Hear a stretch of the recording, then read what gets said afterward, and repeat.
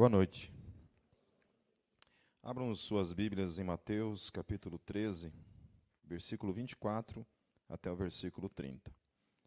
Vamos ler? Me acompanhem. Você que tem a NVI, me acompanhem. Diz assim: Jesus lhes contou outra parábola, dizendo: O reino dos céus é como um homem que semeou boa semente em seu campo. Mas enquanto todos dormiam, veio o seu inimigo e semeou o joio no meio do trigo e se foi. Quando o trigo brotou e formou espigas, o joio também apareceu. Os servos do dono do campo dirigiram-se a ele e disseram: O senhor não semeou boa semente em seu campo? Então, de onde veio o joio? Um inimigo fez isto, respondeu ele. Os servos lhe perguntaram: O senhor quer que vamos tirá-lo? Ele respondeu: Não, porque ao tirar o joio, vocês poderão arrancar com ele o trigo. Deixem que cresçam juntos até a colheita. Então direi aos encarregados da colheita: Juntem primeiro o joio e amarrem-no em feixes para ser queimado. Depois juntem o trigo e guardem-no no meu celeiro. A partir do verso 36 agora, até o versículo 43.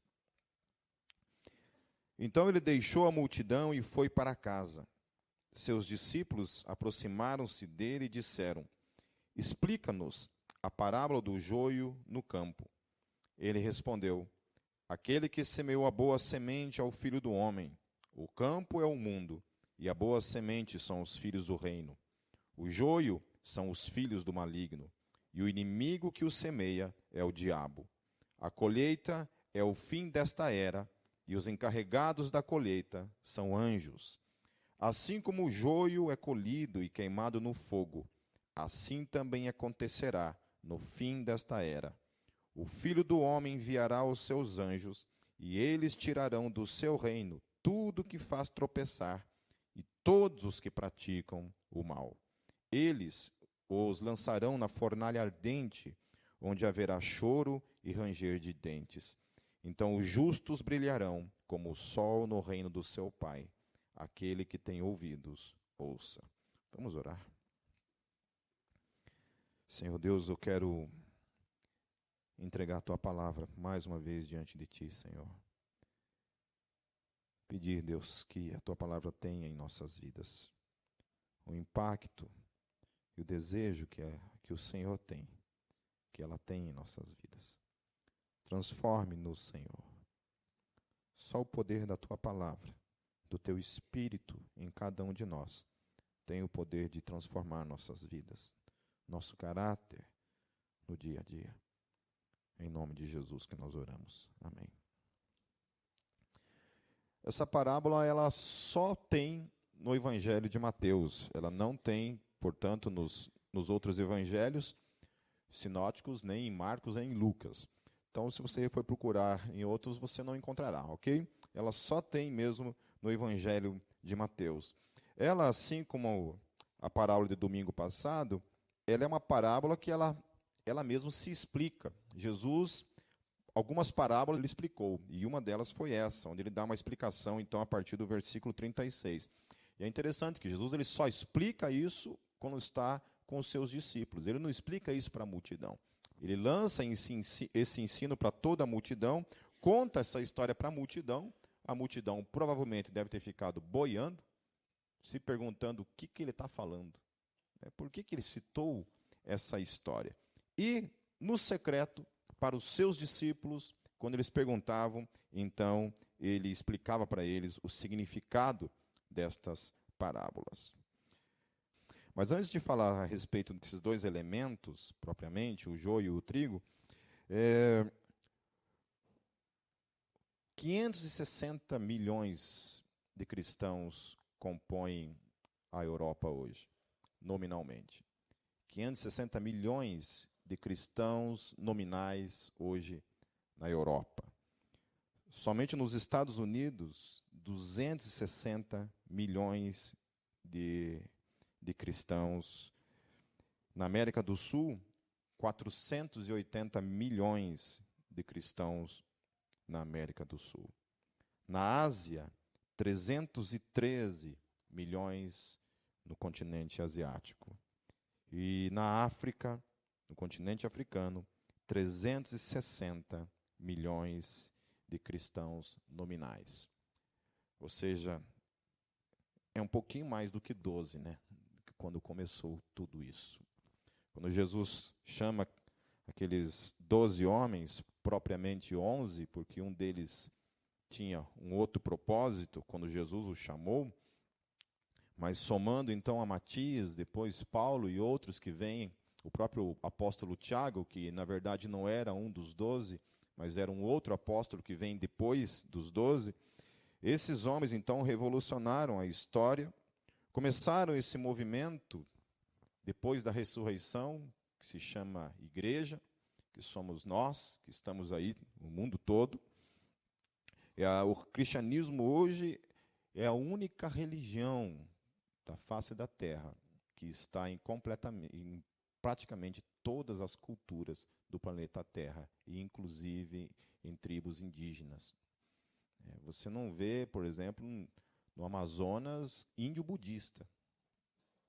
Você não vai ver lá um índio budista, você não vai ver um índio muçulmano, uma índia usando burca, por exemplo, lá no meio do Amazonas, né? Você não vai ver esse tipo de coisa, você não vai ver um índio confucionista, por exemplo, mas você vai encontrar índios louvando e adorando o Senhor Jesus. E em todos os 4 cantos desse planeta, portanto, a fé cristã, ela está semeada. E em 1990, para vocês terem uma ideia, no século passado, 10% da África apenas era cristã. Há um século atrás. Hoje, esse total é de quase 50% do continente africano é cristão. Um aumento de 10 milhões em 1900 para mais de 350 milhões hoje, então, na África. No Brasil, hoje, já se soma 50 milhões de evangélicos. Sabe-se lá o que esse termo significa. 50 milhões de evangélicos no Brasil e 120 milhões de católicos, ou seja, o dobro e um pouco mais de católicos no Brasil. Somando as duas, então, somente no Brasil, nós temos 170 milhões de cristãos nominais. Quando a gente fala nominais, porque não tem como você dizer que absolutamente nós temos, de fato, 170 milhões de pessoas que nasceram de novo nesse país. Essa é uma questão que somente Deus, quando olha para todo esse número, essas porcentagens que nós olhamos aqui, Deus é o único que pode olhar para tudo isso e dizer de fato quem é realmente e quem não é realmente. Somente a Coreia, no mundo todo, tem 12 mil missionários. No mundo todo, somente da Coreia. 12 mil missionários. Coreia hoje, se eu não me engano, é o segundo país que mais envia missionários para o mundo. Estados Unidos ainda é a primeira nação que envia mais missionários e a Coreia é a segunda nação que mais envia missionários. Dizem que a China também tem preparado um grande número de missionários para enviar para o mundo muçulmano. A última vez que eu vi um pastor da China, que estava aqui na PIB pregando, e ele falou que algo em torno de 100 mil missionários, uma coisa assim, estava sendo preparado para ser enviado para o mundo muçulmano. Ele até brincou com a questão, dizendo que eles podem matar à vontade, porque o que mais tem na China é gente para ser mandado, né? Então, mandam um missionário, eles matam um, levanta mais 3 no lugar, né? O chinês reproduz igual coelho, né?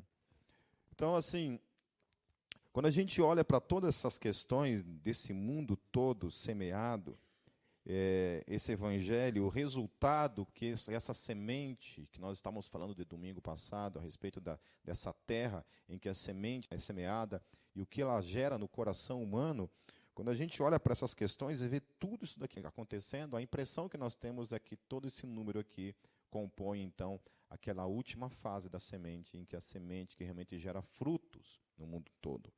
Por isso que eu denomino isso como cristãos nominais e não cristãos de fato, porque a realidade, então, passa a ser outra diante disso. Ainda mais quando você vê a situação em que a igreja se encontra hoje, é muito mais difícil ainda você definir e dizer, então, que tais pessoas são de fato cristãs. E aí Jesus ele conta essa parábola sobre a história, então, de alguém que tem uma plantação, semeia uma semente, e de noite, então, o inimigo vem e planta um outro tipo de semente em meio a tudo isso.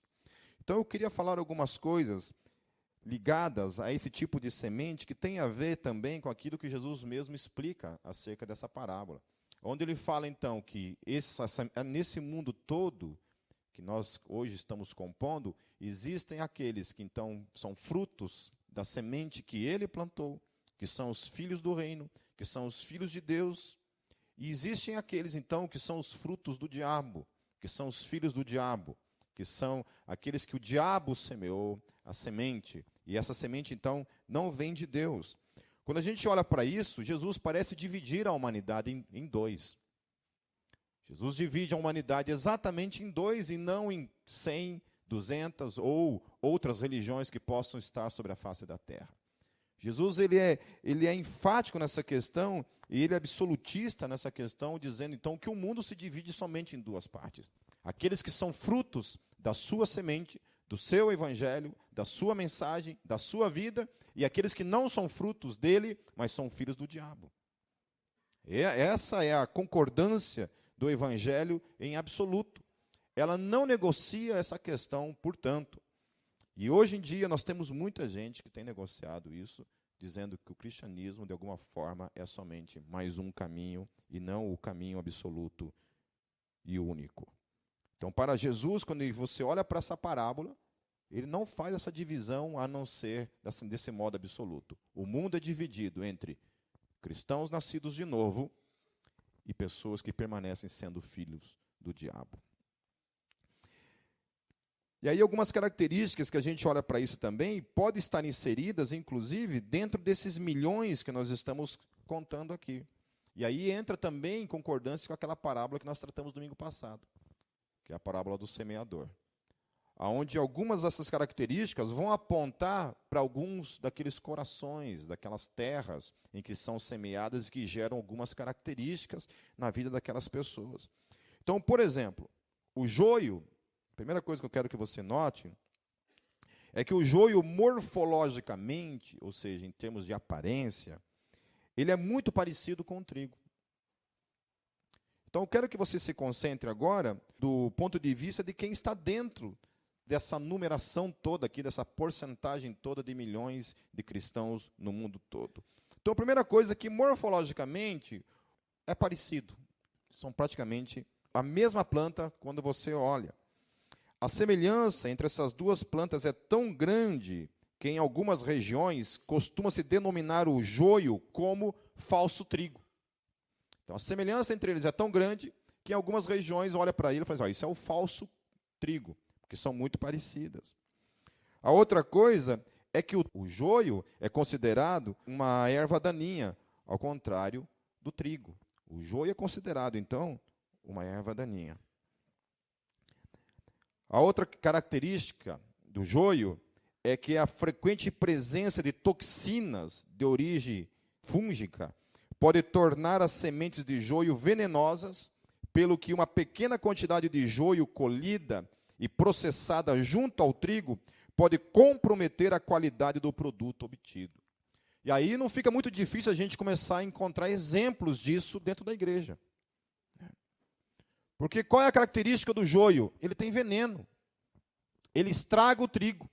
Quando ele é colhido e ele é misturado com o trigo, ele compromete o trigo. E aí você vê isso acontecendo o tempo todo, principalmente nesse país, onde pessoas que se dizem ser trigo têm queimado o filme, têm estragado com o seu veneno o trigo. E aí a mensagem do trigo, que deveria ser uma mensagem de vida, é comprometida por essa toxina do joio, que está sendo dita o tempo todo aí, por todos os lados, e é confundida, então, com o trigo. Eu estava numa escola falando um pouco sobre essa questão de... Um menino lá começou a confrontar sobre o cristianismo e trazer que cristianismo, então, é Idade Média, né? É impressionante como as pessoas, assim, ficam falando coisas lá da Idade Média, né? O mundo rodou, já mudou tanto, e tem gente que está preso lá ainda. E eu estava falando isso para eles, falando assim, vocês acreditam que o cristianismo é essa caricatura que tem aí. Então, vocês olham para a caricatura e vocês dizem que isso é cristianismo, mas isso não é cristianismo. Na nossa perspectiva, então, isso é joio. É o joio que está ali. Está ali no meio, é parecido, veste a mesma roupa, fala a mesma linguagem, traz sobre si talvez até o mesmo nome, só que ele é falso. Assim como o joio é o falso trigo, não é? Esses que têm essa mensagem venenosa contrária ao evangelho, também não é cristão, também é falso dentro dessa perspectiva. Outra característica, a haste, as folhas, a cor e até a direção para onde ambos pendem parecem gêmeas. A impressão que tem é que os dois têm o mesmo propósito, têm o mesmo objetivo na vida deles.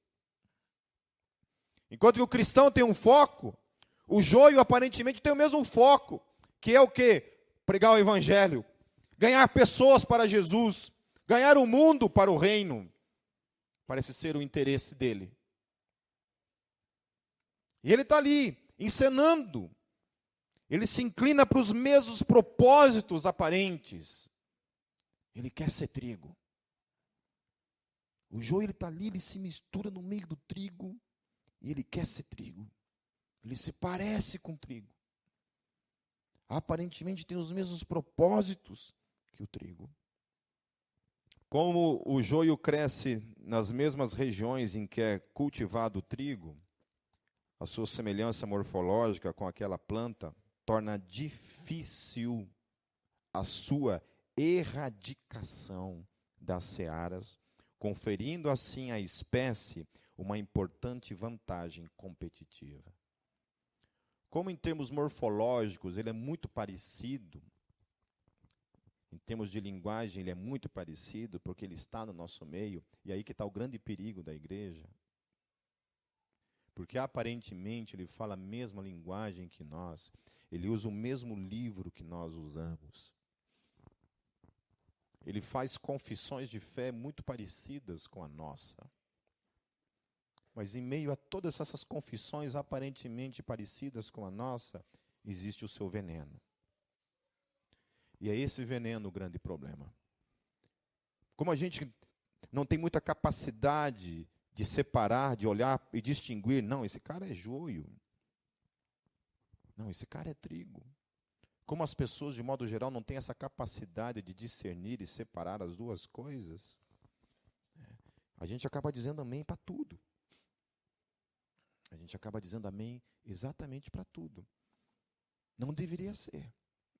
Por isso que desde que nós começamos essa igreja, a intenção do meu coração era que essa igreja se tornasse uma igreja pensante, uma igreja crítica, uma igreja que não dissesse amém para todas as coisas, uma igreja que verificasse biblicamente se realmente o que eu estou dizendo é de fato Bíblia, mas não somente verificasse, mas tivesse a capacidade de interpretar a Bíblia, de olhar para a Bíblia, entender a Bíblia por si mesmo, sem precisar, sem se expor a esses ensinos que nós temos por aí. Uma das coisas que o Caio Fábio sempre reclamava e que ele falava, e que eu já me deparei também com situações como essa, é que algumas pessoas nos anos 90, por exemplo, chegavam para ele e diziam assim, nossa pastor, mas que benção essa palavra tua. Queria dizer que eu sou muito fã, que eu te acompanho, que eu amo as coisas que você fala. Então na segunda-feira, eu ligo minha televisão e eu assisto fulano também, como ele é uma bênção também. Aí na terça-feira eu assisto o programa do outro, que é muito bom também. Então todos vocês são uma bênção na minha vida. E isso fazia ele entrar em crise. E eu já entrei em crises muitas vezes na minha vida, porque algumas pessoas acham que o que eu falo é uma bênção, E na mesma frase, sem ponto, sem vírgula nenhuma, diz que o que outras pessoas, o que eu falo não pode ser uma bênção. Porque as duas coisas são contrárias. Elas são contrárias. Então, a dificuldade que nós temos de discernir o que é o joio e o que é o trigo. A semelhança, ela é tão grande que apenas pode ser distinguido com facilidade após a formação da espiga. Ou seja, é pelo fruto que você conhece. O joio ele está ali no meio do trigo, e ele vai crescendo no meio do trigo e você não percebe a diferença. Ele passa anos no meio do trigo, até que chega um ponto em que o trigo começa a dar fruto. Quando começa a formar as espigas. E o propósito pelo qual o trigo foi semeado começa a aparecer na vida dele. E na vida do joio, não. O joio que está ali no meio, que não era para estar, mas está, foi plantado no meio, que está lá, chega um ponto em que a espiga dele começa a mostrar um outro tipo de fruto. E aí a casa cai. Ah! Tá aí. Você nunca foi trigo.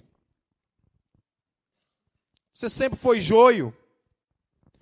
Porque joio não pode ser trigo. Por natureza. É impossível o joio se tornar trigo. Joio precisa morrer. Trigo só nasce da semente de Jesus. É Jesus que me transforma em trigo. Eu nasci joio, eu nasci podre. Ele precisa me matar na minha natureza de joio para fazer eu renascer nele, para ser trigo. O leigo dificilmente conseguiria identificar uma da outra até que finalmente chegasse a fase da frutificação. Então, na hora que ele vai realmente, o ápice do trigo, quando o trigo está maduro, então, em que o trigo vai mostrar o seu fruto, o joio perde essa capacidade. Aí o joio é essa pessoa que infrutífera, que não gera vida, só gera veneno. Passa 40 anos dentro de uma igreja e continua sendo joio. Não consegue ser trigo. Consegue somente ser joio. Ele vai disfarçando. Ele disfarça, está no meio ali. Parecido, é igual, ninguém consegue nem dizer que não é. Nem o pastor dele consegue dizer, esse cara não é. Esse cara é triguinho, olha que bonitinho que ele é. Ele canta certinho, ele fala certinho, está tudo certinho.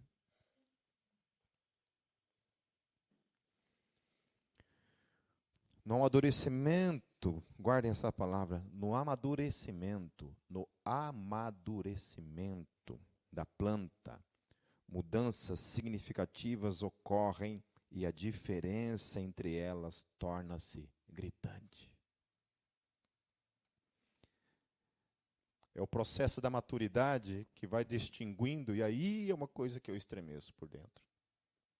Porque quando a gente está falando de maturidade, há duas coisas em jogo aqui. Porque maturidade é uma questão muito relativa. Uma pessoa pode ser madura com pouca idade. Uma pessoa pode ter 80 anos de idade e ser uma criança imatura em sua personalidade. Não é verdade?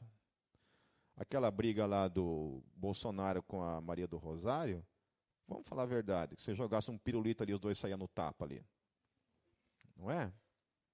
Se você joga uma bonequinha da Xuxa ali, eles se tapeavam para ver de quem que era. Não é? O senhor Jean Willis ir lá cuspir no Bolsonaro, fala a verdade. Você não dá vontade de, né, dar um sorvete para ele. Não, filhinho. Né? Você merece um sorvete por isso. Muito bom, neném. Meus parabéns. Né? Então a gente vê que barba na cara, cabelinho branco, isso não diz nada. Isso não diz absolutamente nada. Então a diferença entre o joio e o trigo aparecem no momento da maturidade. Quando é para ele demonstrar a sua maturidade como trigo, aparece que ele é joio. Ele é um joio maduro. Joio. Ele não consegue se tornar e ser um trigo maduro. Tão somente um joio maduro. O trigo, ele muda de cor. Ele era de uma cor muito parecida com o joio, e ele vai mudando a sua cor. Ele vai assumindo um tom amarelado até chegar ao palha, enquanto o joio, olha isso, enquanto o joio permanece no seu verde, sumo, com rajas mais claras, como sempre foi. O joio nunca amadurece. O trigo amadurece. O joio não. Do jeito que ele era verdinho, daquele jeitinho, semeado no meio, aquela criança no meio, infantil em todas as coisas, os mesmos vícios, os mesmos pecados, ele está lá, no meio do trigo. O trigo vai crescendo, começa verde, e o passar do tempo vai transformando ele em alguém maduro. Ele vai amadurecendo, amadurecendo. Ele muda a sua cor. Ele muda. A sua vida é transformada, ele começa a ser mudado, transformado. E ele vai amadurecendo. O joio não. Ele continua verdinho, como ele era desde o início. O trigo, ele forma-se em pendão, elevando-se altivo, apontando para o céu, enquanto o joio se esparrama, desfigurado, perdendo totalmente a forma de sua aparência inicial. Ele morre.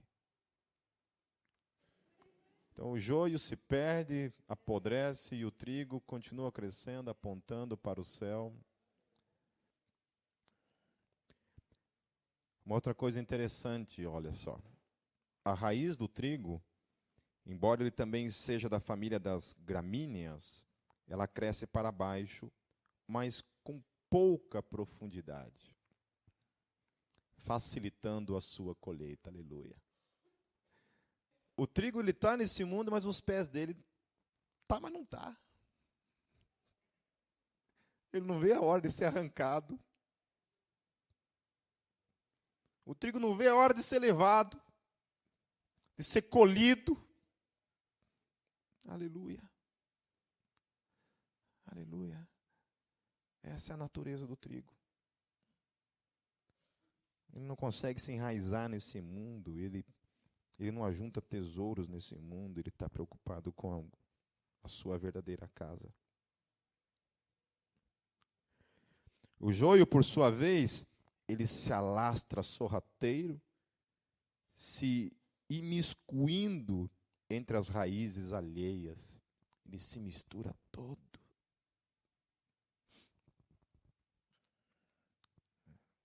Ele gosta da terra, gosta desse mundo, ele gosta das coisas desse mundo.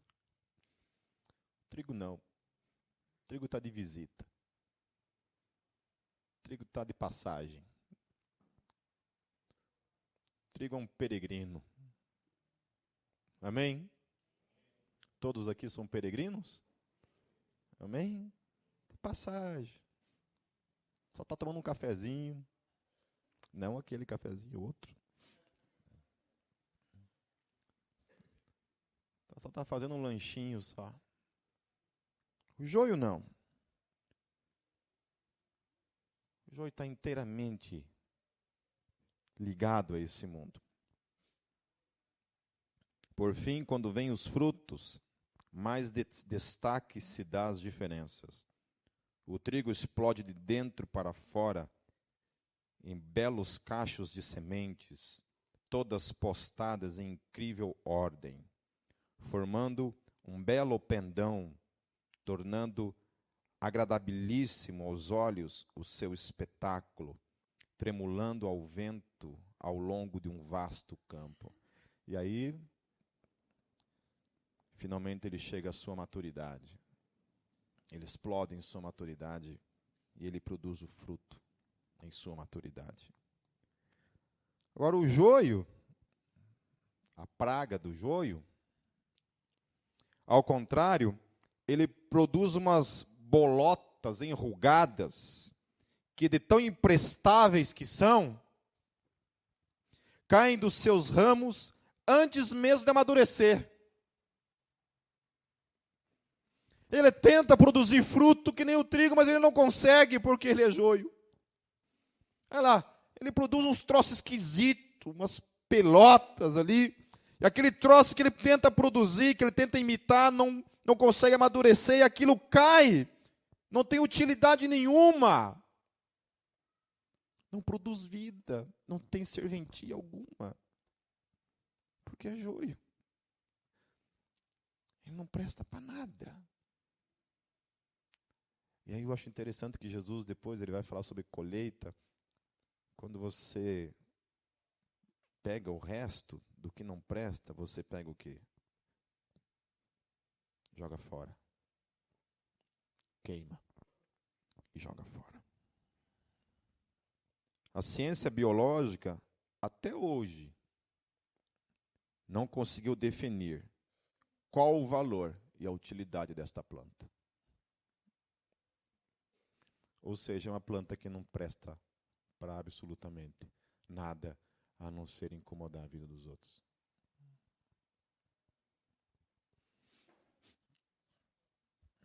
Por que Jesus está usando esse exemplo? Jesus está dizendo que os filhos do reino, os seus filhos, têm uma utilidade e que os filhos do diabo não têm utilidade nenhuma para ele. É forte isso, né? É forte isso.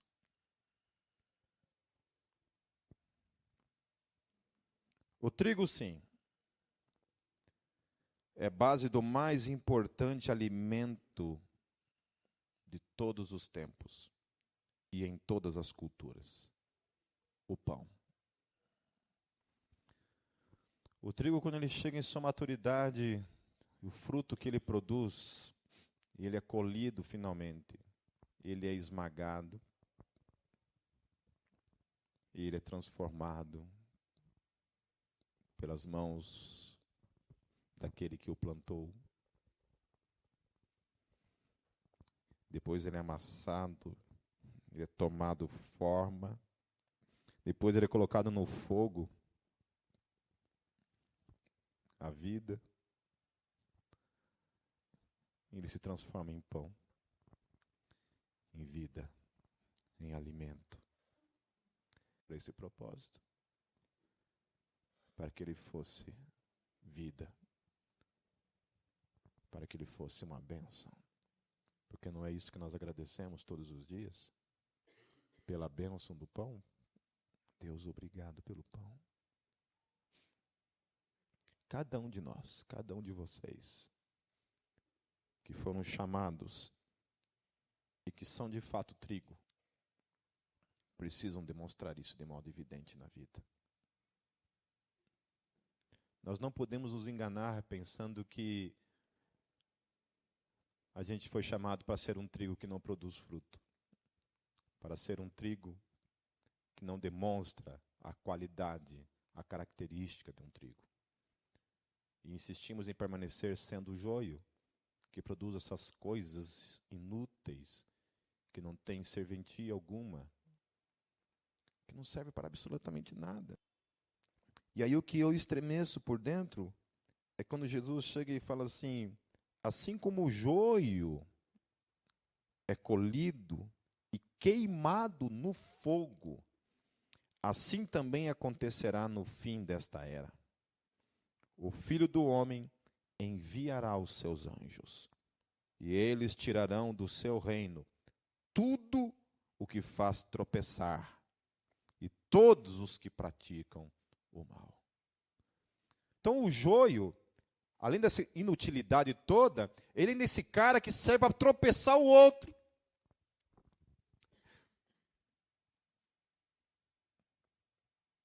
Ele vem para dentro do trigo para ensinar o irmão a fumar maconha. Ele vem para dentro do trigo para fazer burrada, para ensinar o irmão a tropeçar. Ao invés de, como trigo, somar para que os dois possam formar uma porção ainda maior, para que o pão possa ser ainda maior. O joio não pode nem se enfiar no meio daquela massa ali, porque ele envenena aquela massa.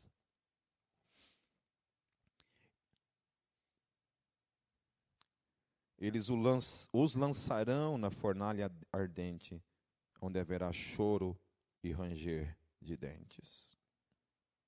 Então os justos, ou seja, o trigo, esse que produz fruto e vida, brilharão como o sol no reino do seu Pai. Aleluia e amém. Feche seus olhos. Senhor, alguns de nós têm estado há tanto tempo na fé, Senhor. Alguns estão ainda nos primeiros passos da sua carreira na fé. Quando nós olhamos, Senhor Jesus, para todos esses números denominados cristãos sobre a face da terra, e nós olhamos para a Tua palavra, que distingue muito bem, Senhor, o joio do trigo, e mesmo a Tua palavra falando que é muito difícil nós realmente, Deus, distinguirmos. Porque às vezes no ato de nós separarmos, Deus, julgarmos, nós podemos ceifar aquilo que é trigo e muitas vezes, Senhor, colher aquilo que é joio. O Senhor nos deixou uma direção clara de que isso não nos compete. Isso competirá aos teus anjos no último dia. Mas, Senhor, nessa noite nós queremos não olhar para o mundo, para todos, e nem para quem está ao nosso lado. Mas nós queremos trazer essa reflexão para os nossos próprios corações, Senhor. Olhar para nós mesmos. Olhar para o fruto, para a maturidade da nossa vida. Ter a graça, Senhor Jesus, de termos uma vida, Senhor Jesus, que se transforma em vida para com os outros. Assim como o trigo se transforma em pão, que alimenta e dá vida, nós queremos também ser, Senhor Jesus, essa geração que gera vida, ao invés de ser uma geração de tropeço, Senhor, na vida do outro. Tenha misericórdia de cada um de nós, Senhor Jesus. Tenha misericórdia de nós, Senhor. Aqueles que são trigo, que permaneçam crescendo, amadurecendo, produzindo seus frutos e gerando vida. Senhor, aqueles que ainda não são trigo, Senhor, que o Senhor tenha misericórdia. Que o Senhor tenha misericórdia, Senhor Jesus. E que o Senhor possa transformá-los em trigo, Senhor. Mudar a sua natureza, transformá-los em novo, numa nova espécie, nascida não da terra, mas nascida do céu, Senhor. Alguém cujas raízes estão na eternidade, cujas raízes estão no céu. Para que o dia que esses céus se abrirem, Senhor Jesus, nós não sejamos queimados no fogo. Mas do contrário, Senhor, sejamos levados para o Teu reino, para habitar contigo, para todos sempre. Amém.